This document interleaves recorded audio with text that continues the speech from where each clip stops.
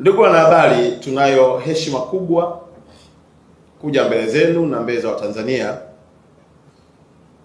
na itakumbukwa tarehe 16 ya mnamo mwezi wa kwanza, Daktari Samia Suluhu Hassan alituma ujumbe maalum kwenda kwa rais wa CAF ndugu yetu Msepe, ikiwa ni sehemu ya kutambua mchango mkubwa ambao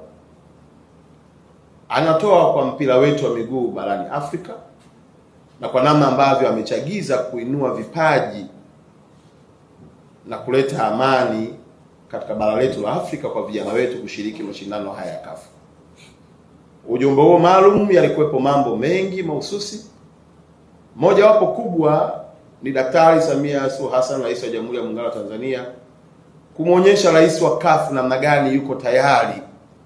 kuwekeza kwa gharama yoyote kuhakikisha kwamba Tanzania ina image kwa giant of football Africa na ikiwezekana duniani.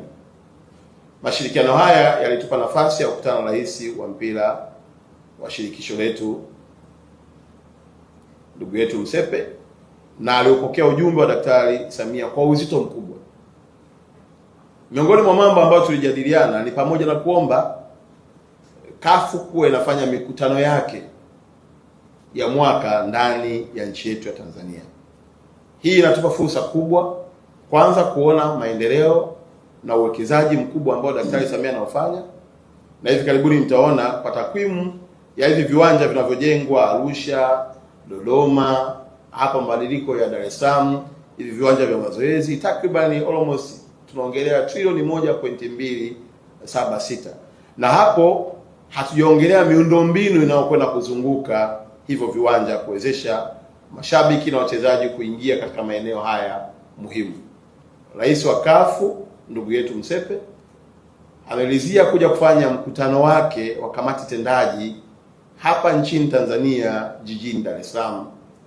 na leo tunavyoongea tarehe 9 timu yake ya secretariat inaanza kuingia katika jiji letu la Dar es Salaam na tarehe 10, na mkutano wao huu utafanyika tarehe 13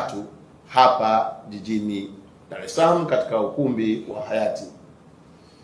Tumeona tuwape habari hizi njema kwa sababu ni fursa kubwa, lakini pia ni diplomasia iliyojengwa na Daktari Samia Suluhu Hassan na kuiwezesha Afrika kuiona Tanzania ni moja ya nchi salama na yenye mchango mkubwa katika sekta ya mpira wa miguu, na kufikia hatua ya kuamua kuja kufanya mkutano wa kamati tendaji katika mji wetu wa Dar es Salaam,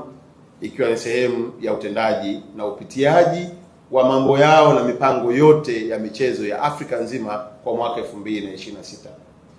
Habari hizi ni njema kwa sababu pia viongozi hawa watapata nafasi ya kupata taarifa ya maendeleo tulionayo